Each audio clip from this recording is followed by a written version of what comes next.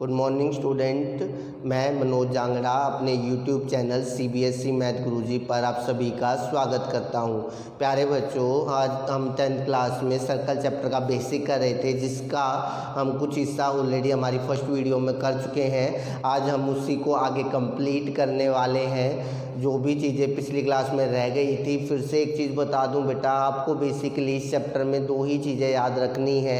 एक radius is perpendicular on tangent and tangent drawn from an external point are equal in length. बाकी जितने भी point हम सब डिस्कस कर रहे हैं, उन सभी पॉइंट्स को सिर्फ हमें पढ़ना है। जितनी बार भी हम पढ़ सकते हैं तो पढ़ते रहेंगे, तो उससे फिर वो 1 मार्कर के क्वेश्चन हमारे आसान हो जाएंगे, या फिर वहाँ हमें टाइम कंज्यूम नहीं करना पड़ेगा, हम सेकंडों में आंसर लिख पाएंगे। तो चलिए स्टार्ट करते हैं आज की हमारी। दोस्तों, CBSE मैथ गुरुजी चैनल को सब्सक्राइब करें और बेल आइकन दबाएं नए वीडियोस की नोटिफिकेशंस पाने के लिए। अब आ जाते हैं बच्चों हम अपने अगले कॉन्सेप्ट पे। हमारा अगला कॉन्सेप्ट क्या कहता है, लेट्स से ये कोई सर्कल है विद सेंटर O, ठीक है, और यहाँ पे कोई टेंजेंट है हमारी, ठीक है, जो पॉइंट ऑफ कांटेक्ट पे टच करके जा रही है। तो ये कह रहा है radius is perpendicular on tangent at the point of contact. क्या कह रहा है ये, radius is perpendicular on the tangent at the point of contact, at the point of contact. ये आपको पता है टेंजेंट जिस एक सिंगल पॉइंट पे टच करके जाती है, उसी पॉइंट को हम क्या कहते हैं, पॉइंट ऑफ कॉन्टैक्ट कहते हैं। तो एक सिंगल पॉइंट पे, इसके अलावा अगर आप कोई भी पॉइंट लोगे, वो जो पॉइंट है वो सर्कल के ऊपर नहीं होगा, और अगर सर्कल के ऊपर नहीं होगा तो रेडियस भी नहीं होगा, और परपेंडिकुलर का तो फिर सवाल ही नहीं उठता। तो इसलिए ये पॉइंट मेंशन करो या ना करो एक ही बात है, बट फिर भी आप लिख देना कि जो रेडियस है वो परपेंडिकुलर होती है किसके ऊपर, टेंजेंट के ऊपर, और कहाँ पर होती है, at the point of contact होती है। समझ पा रहे बच्चों बात को। यही आपकी 10 चैप्टर की थ्योरम 10.1 है। प्रूव हम जो होंगे इनके वो अलग से एक अलग सी वीडियो में डिस्कस करेंगे। Radius is perpendicular on tangent at the point of contact. जो रेडियस है हमारी वो परपेंडिकुलर है टेंजेंट के ऊपर, और किसके ऊपर, पॉइंट ऑफ कॉन्टैक्ट के ऊपर। इसी से रिलेटेड हमारी और भी रीजन्स थ्योरम्स है। थ्योरम्स क्या कह सकते हो, पॉइंट है, 1 मार्कर में काम आएंगे। आपको ध्यान रखना कि ये दो हमारी टेंजेंट है, लेट्स से ये A पॉइंट है, ये B पॉइंट और ये C पॉइंट है, और ये O हमारा सेंटर है। तो इन पॉइंट ऑफ कांटेक्ट को अगर रेडियस से इससे ज्वाइन कर दूँ, रेडियस सेंटर को, तो ये जो दो एंगल बनेंगे सेंटर पे, एंगल 1 और 2, इनका सम 180 डिग्री होगा। Angle 1 + 2 should be equals to 180 degree. अब आप कहोगे क्यों, क्योंकि आपको पता बेटा अभी इस थ्योरम के अकॉर्डिंग जो रेडियस है वो टेंजेंट के ऊपर परपेंडिकुलर होगी, तो ये एंगल 90, ये एंगल 90। तो अगर ये दोनों का सम 180 डिग्री होगा तो बेटा इनका तो अल्टीमेटली 180 डिग्री होगा। क्यों, क्वाड्रिलेटरल के चारों एंगल का सम कितना होता है, 360 डिग्री। और ध्यान रखना, वो आपसे पूछ सकता है ये जो क्वाड्रिलेटरल है OABC या OBAC, ये क्या है, पैरेललोग्राम है, रंबस है, सिंपल क्वाड्रिलेटरल है, साइक्लिक क्वाड्रिलेटरल है। तो ये ध्यान रखना, ये जो OBAC है is a cyclic quadrilateral, cyclic quadrilateral है। ऐसा क्यों है बच्चों ये साइक्लिक क्वाड्रिलेटरल, क्योंकि आपको ने 9th क्लास में एक थ्योरम पढ़ी थी, किसी भी क्वाड्रिलेटरल के अगर अपोजिट एंगल का सम 180 डिग्री होता है तो वो साइक्लिक क्वाड्रिलेटरल होता है।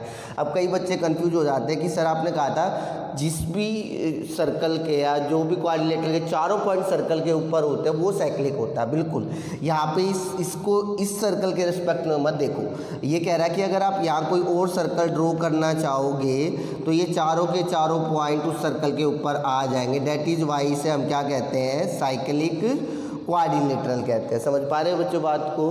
तो एक तो इसके अपोजिट एंगल का सम 180 डिग्री होगा, ठीक है, और दूसरा क्या होगा बच्चों, ये जो क्वाड्रिलेटरल बन रहा है इसको हम क्या कह सकते हैं, साइक्लिक क्वाड्रिलेटरल कह सकते हैं। इसी तरीके से इसी पे बेस्ड एक और थ्योरम है। लेट्स से ये कोई सर्कल है अब हमारा, और एक हमने ये क्वाड्रिलेटरल बना दिया जिसकी चारों साइड, ठीक है, चारों साइड सर्कल को टच कर रही है, तो इस वर्ड को कहते हैं सर्कमस्क्राइब्स। क्या कहते हैं, सर्कमस्क्राइब्स। ठीक है, क्वाड्रिलेटरल ABCD सर्कमस्क्राइब कर रहा है सर्कल को।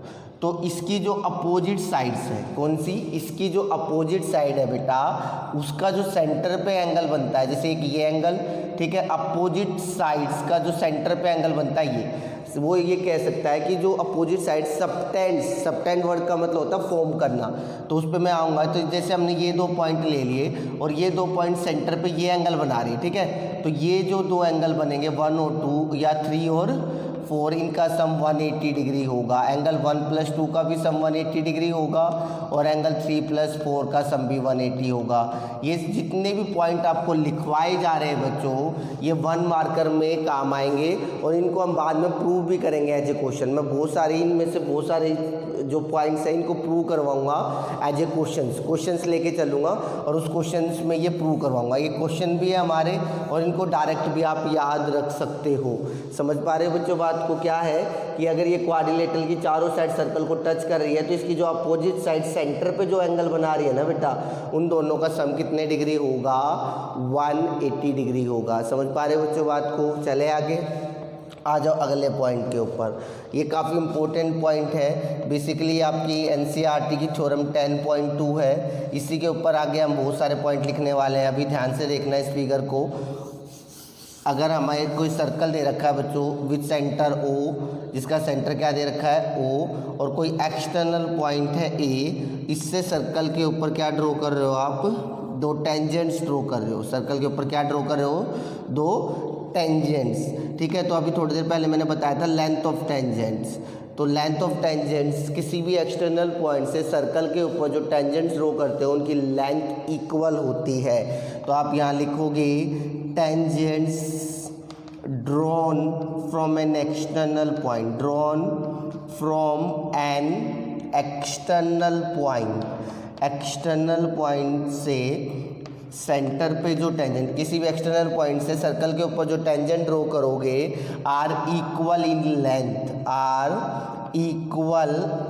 लेंथ, यानी कि उनकी जो लेंथ होगी वो इक्वल होगी। डेट मीन्स ये जो AB है ना वो किसके बराबर होगी? AC के। AB किसके बराबर होगी? AC के। इसी फिगर के ऊपर अब हम बहुत सारे पॉइंट करने वाले हैं। लेट्स से इसको ज्वाइन कर दो, इसको ज्वाइन कर दो, इस पॉइंट ऑफ कॉन्टैक्ट को ज्वाइन कर दो। अब बहुत सारे पॉइंट हम इसी फिगर से रिलेटेड डिस्कस करेंगे, अब ध्यान रखना। और एक ये लाइन मैंने ज्वाइन कर दी, ठीक है। ये जो लाइन आपको BC नज़र आ रही है ये दोनों पॉइंट ऑफ कांटेक्ट को जोड़ के बनी है। ये जो लाइन OA नज़र आ रही है ये सेंटर को एक्सटर्नल पॉइंट से ज्वाइन करके मिली है। अब बहुत सारे पॉइंट्स हैं, ठीक है, जैसे कि ये एंगल 1 एंगल 2 बराबर है, एंगल 3 बराबर एंगल 4 है। सब के सब को प्रूव करवाऊंगा मैं। जब मैं थ्योरम्स कराऊंगा तो थ्योरम तो होंगी, उसके बाद कुछ क्वेश्चन कराऊंगा। जितने भी ये पॉइंट्स हम डिस्कस करें वो सब के सब हम डिस्कस करने वाले हैं। लेकिन राइट नाउ जो हम ये पॉइंट्स डिस्कस कर रहे हैं ये 1 मार्कर के लिए कर रहे हैं बेटा, ताकि हमें जब 1 मार्कर के क्वेश्चन करेंगे हम 1 मार्क वाले तो उसमें टाइम कंज्यूम ना हो। और ये पॉइंट है ना याद नहीं किए जा सकते, इनको पढ़ना है। जितनी बार भी पढ़ सकते हो पढ़ो। समझ रहे हो बात को? क्वेश्चंस के अंदर तो बेसिकली हमारी 2 ही थ्योरम यूज होगी। एक theorem 10.1 radius is perpendicular on tangent और दूसरा tangent drawn from an external point. बाकी जितनी भी चीज़ें बता रहा हूँ वो सबके सब आपके लिए एक्स्ट्रा है और 1 मार्क्स के क्वेश्चन में काम आएंगे आपके क्वेश्चन की लेंथ बचाने के लिए, ठीक है बच्चों? तो वही समझना है। तो बेटा आपका एंगल 1 बराबर 2 होगा। देखो ये टेंजेंट्स है और ये लाइन सेगमेंट है सेंटर को पॉइंट से जोड़ने वाली, एक्सटर्नल पॉइंट से। तो अब आपको ये पॉइंट्स याद रखने हैं बच्चों और डायरेक्ट भी याद रख सकते हो। Tangents are equally incline with the line, यहाँ पे line segment joining centre and the external point. आपको स्टेटमेंट याद करने की ज़रूरत नहीं है बेटा। इन शॉर्ट आपको ये याद रखना है कि जो एंगल 1 है वो एंगल 2 के बराबर होगा। टेंजेंट्स ये है, ये लाइन ज्वाइन कर रही है सेंटर को, इससे तो ये इक्वली इंक्लाइन होगी। दूसरा पॉइंट हमारा ये है कि ये जो टेंजेंट है subtend equal angle at the centre. Subtends equal angle at the centre, subtends equal angle at the centre. जो टेंजेंट होती है वो सेंटर पे सबटेंस करती है इक्वल एंगल। दैट मीन्स आप कह सकते हो एंगल 3 इक्वल्स टू एंगल 4। बहुत से बच्चे ऐसे हो सकते हैं जिन्हें सबटेंस वर्ड्स का मतलब नहीं पता।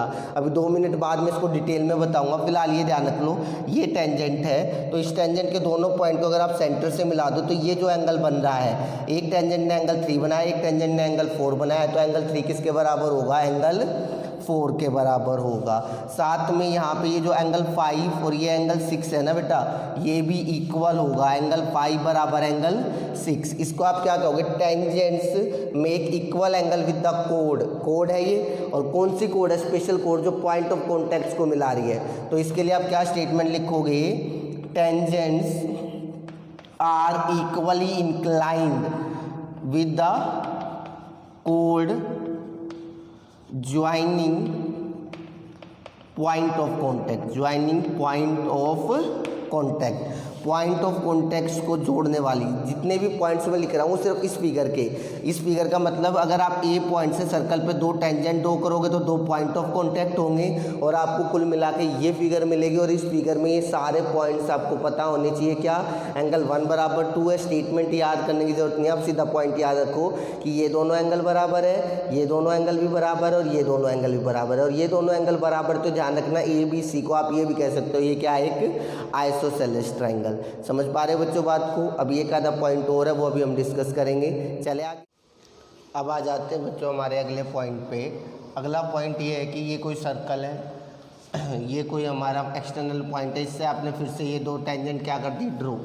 और अगर आप सेंटर से इस एक्सटर्नल पॉइंट को मिलाते हो, तो वो इस कोड को, कौन सी कोड को? वो कोड जो किसको मिला रही है? पॉइंट ऑफ कॉन्टैक्ट को। उसके ऊपर परपेंडिकुलर बाइसेक्टर होगा। क्या होगा? Perpendicular bisector.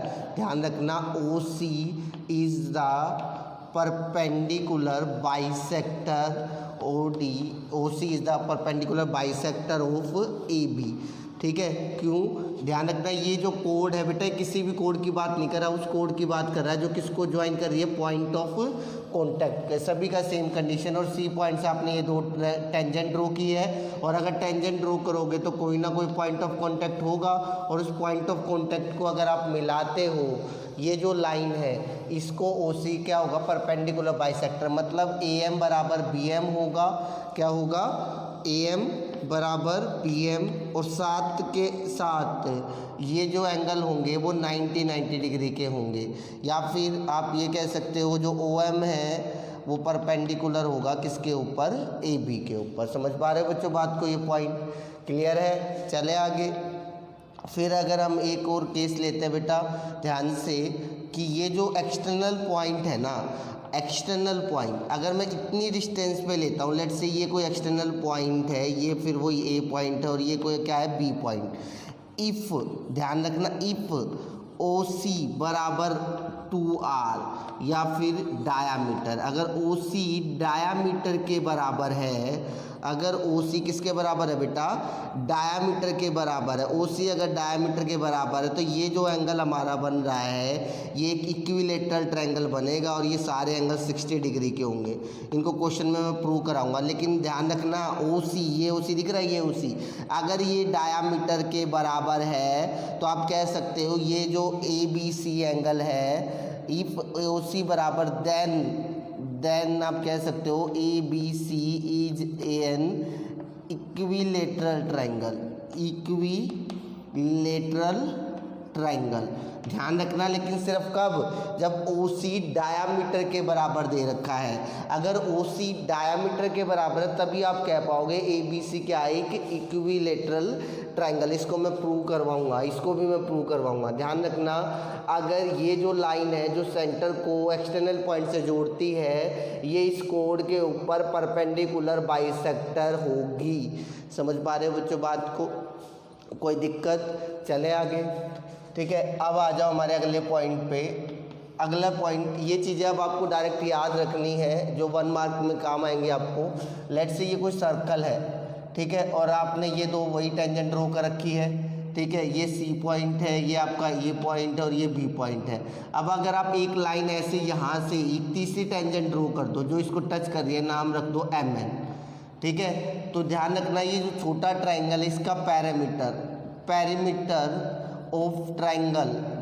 Of triangle C M N, जो सी एम एन का पैरामीटर है वो बराबर होगा ट्वाइस ऑफ ए सी के और ट्वाइस ऑफ बी सी के। काफ़ी क्वेश्चन पूछा जा सकता है, आपको ए सी दे के सी एम एन का पैरामीटर पूछ सकता है, बी सी दे के पैरामीटर पूछ सकता है।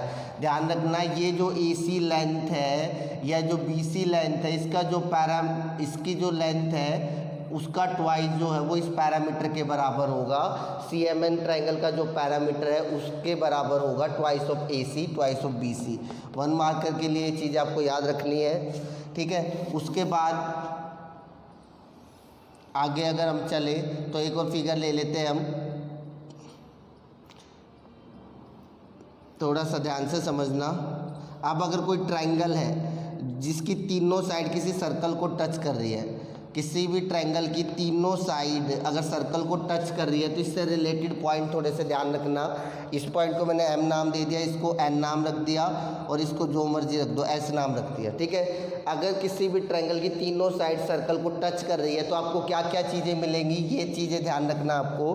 मोस्ट इम्पोर्टेंटली इसकी जो रेडियस है, ये चीज़ इस सर्कल की जो रेडियस है, ठीक है, पहला पॉइंट आपको ये मिलेगा ए एम, ये वाली साइड समझ रहे हो, प्लस बी एस प्लस यहाँ से सी एन, ये बराबर होगा आपका जो बच गई B M plus C S plus A N.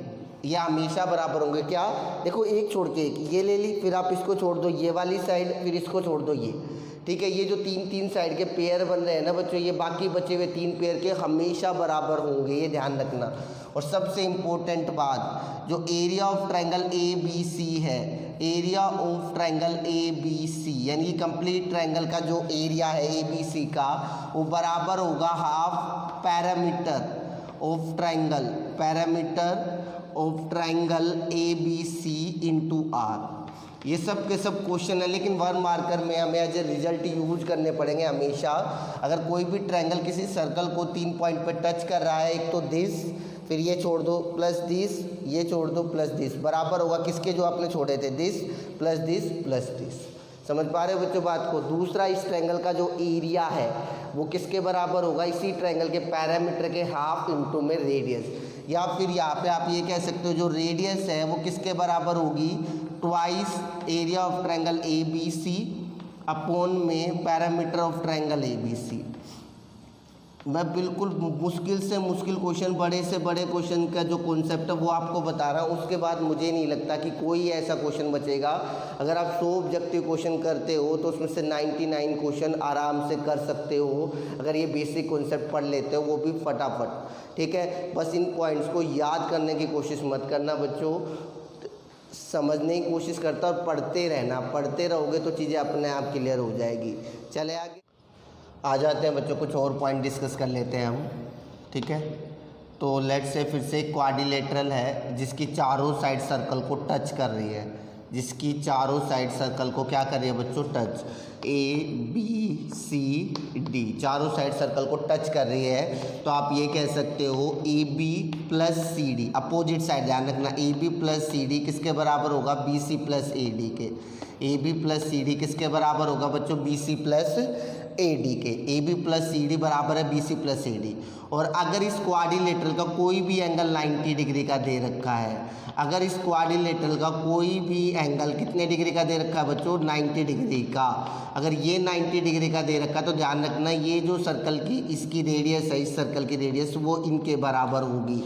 लेकिन ये कब होगी, इफ़ अगर एंगल बी 90 डिग्री का है बच्चों, अगर एंगल बी 90 डिग्री का है तो उस केस में आप ये कह सकते हो ये जो आपकी बी ई और जो बी एफ नज़र आ रही है ना बच्चों, किसके बराबर होगी, रेडियस के बराबर। लेकिन तभी जब एंगल बी 90 का, जो भी एंगल 90 है, मान लो ये 90 है तो दिस प्लस ये दोनों किसके बराबर होंगी, रेडियस के। ये वाला एंगल 90 है तो ये वाली साइड और ये वाली साइड किसके बराबर होगी, रेडियस के बराबर। ये छोटी छोटी चीज़ें हैं जो क्वेश्चन करते वक्त याद नहीं आती। इन सबको हम प्रूव कर सकते हैं सबके सबको, लेकिन हमें प्रूव नहीं करना, हमें इन चीज़ों को समझना ताकि हम ऑब्जेक्टिव क्वेश्चंस के अंदर इनका यूटिलाइजेशन कर सकें, इनकी हेल्प से हम ऑब्जेक्टिव क्वेश्चन क्लियर कर सकें। फिर आ जाते हैं हम, मान लो ये एक क्या ले लिया हमने, राइट एंगल ट्रायंगल ले लिया, ठीक है बच्चों, और इसकी ये साइड हमने सी मान ली, ये वाली साइड ए मान ली और ये वाली साइड क्या मान ली, बी। और मान लो हमें इस सर्कल की रेडियस निकालनी है। तो बड़ा सिंपल सा फंडा है, एक चीज़ तो आपको यही याद रखनी पड़ेगी, ए बी सी, ठीक है बच्चों, इस पॉइंट को नाम रख दिया एम और इस पॉइंट का क्या नाम रख दिया, एन रख दिया। समझ गए बात को, ठीक है। एक तो ये चीज़ क्लियर है, बी एम बराबर बी एन, ये रेडियस के बराबर होगी, पॉइंट नंबर 1। और दूसरा इंपॉर्टेंट पॉइंट जो आर है, आप उसको डायरेक्ट भी निकाल सकते हो अगर आपको ये तीनों साइड दे रखी हो, A plus B minus C by 2।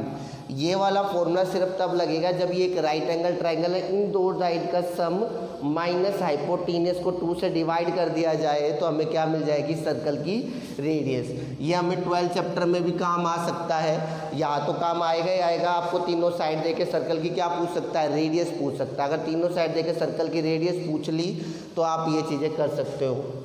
तीसरा पॉइंट, अभी जो हम फिगर बना के आए थे उसमें एक पॉइंट रह गया था, तो वो अभी डिस्कस कर लेते हैं बच्चों, कि एक सर्कल को कोई भी, ये ट्रायंगल कुछ भी हो सकता है बेटा, तो अगर इसमें एक छोटी सी बात आपको और ध्यान रखनी है कि इफ़ आपको ए बी बराबर ए सी दे रखा है, अगर ए बी बराबर ए सी दे रखा है तो ध्यान रखना बी किसके बराबर होगी, ई सी के।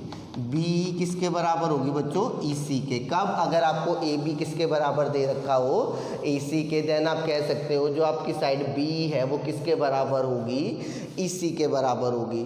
समझ पा रहे हो बच्चों बात को, ठीक है। एक और सिंपल सा कॉन्सेप्ट देख लेते हैं, दो कंसेंट्रिक सर्कल है, दो क्या है, कंसेंट्रिक सर्कल, और एक कोड है जो इसके ऊपर भी क्वेश्चन बहुत बनते हैं, 1 मार्क। जो कोड है बड़े वाले सर्कल की तो कोड है, छोटे वाले सर्कल की क्या है, टेंजेंट। अगर मुझे इसकी लेंथ निकालनी हो, लेट्स से ये बड़े वाला सर्कल है, ठीक है, इसका जो डायामीटर है ना उसको मैंने मान लिया d1, जो छोटे वाला सर्कल है उसका जो डायामीटर है ये, इसको मैंने d2 मान लिया, और इसकी लेंथ को अगर मैं c मान लूँ तो जो बड़े वाले सर्कल का डायामीटर है उसका स्क्वायर किसके बराबर होगा, सी स्क्वायर प्लस डी स्क्वायर के, सी स्क्वायर प्लस डी स्क्वायर के। बड़े वाले सर्कल का जो डायामीटर है वो किसके बराबर होगा, छोटे वाले सर्कल के डायामीटर के प्लस सी के। तो यहाँ पे अगर कोई भी एक दे रखी है, मतलब जनरली क्या देता है, d1 d2 दे देता है तो c निकाल सकते हैं, c और d दे देगा तो d1 निकाल सकते हैं। तो मैंने अपनी तरफ से बहुत सारे पॉइंट कंसीडर करने की कोशिश की है बच्चों। अगर बात एनसीईआरटी की जाए तो आपको बेसिकली 2 ही थ्योरम याद रखनी है, एक radius is perpendicular on tangent और एक tangent drawn from an external point. बाकी जितने भी पॉइंट आपको लिखवाए गए हैं बच्चों, वो सभी के सभी पॉइंट 1 मार्क के क्वेश्चंस को ध्यान में रखते हुए कराए हैं। उन्हें याद करने की कोशिश मत करना, उन्हें पढ़ते रहना। जैसे जैसे आप पढ़ते रहोगे आपके जो 1 मार्क के क्वेश्चन है वो कवर होते जाएंगे, और इस चैप्टर से फिर कोई भी 1 नंबर का अगर वो क्वेश्चन आपसे पूछ लेता है तो आपका वो क्वेश्चन हो जाएगा। होपफुली मैंने सारे पॉइंट कंसीडर किए हैं, एक आधा कोई पॉइंट रह गया होगा तो उसको मैं अलग से वीडियो बना के अपलोड कर दूंगा। फिलहाल आज की वीडियो में इतने ही। ये वीडियो आपको 2 हिस्सों में मिलेगी बच्चों, पार्ट 1 पार्ट 2 में आपका एक कंप्लीट बेसिक खत्म हो जाएगा। इसके 2 बेनिफिट है, इस वीडियो को देखने के बाद आपको एक एक नंबर के क्वेश्चन तो सारे खत्म हो ही जाएंगे, साथ में आपको जो भी एक्स्ट्रा क्वेश्चन अगर आप सर्कल चैप्टर से रिलेटेड करना चाहते हो उसमें जो भी आपको चीज़ें हैं वो भी आपको क्लियर हो जाएंगी। यहाँ बस मैंने 9th क्लास के सर्कल के फॉर्मूले या कॉन्सेप्ट यूज़ नहीं किए, उसके लिए मैंने 9th क्लास की ऑलरेडी एक वीडियो बना रखी है। 9th क्लास में ज्योमेट्री के जितने भी चैप्टर हैं उन सभी के बेसिक कॉन्सेप्ट की वीडियो ऑलरेडी हमारे चैनल पर है, प्लेलिस्ट है 9th क्लास की, वहाँ पे जाके देख सकते हो वो, और ये कंप्लीट आप कर सकते हो। ज्योमेट्री अगर आपको अच्छे से करनी है तो 9th क्लास की ज्योमेट्री भी आपको आपको आनी चाहिए, ठीक है। बेसिक अगर आप स्ट्रॉन्ग करना चाहते हो। बात एग्ज़ाम की बात करोगे तो इतने खास हमें ज़रूरत नहीं है। उम्मीद करता हूँ कि आपको ये वीडियो पसंद आई होगी। तो बच्चों, अगर आपको पसंद आई है तो वीडियो को लाइक करना है, सब्सक्राइब करना है चैनल को, ठीक है, और वीडियो को शेयर कर दिया करो अपने दोस्तों के पास अगर आपको मेरा और मेरी टीम का काम अच्छा लगता है, ठीक है बच्चों। तो मिलते हैं अगली क्लास में। Thank you.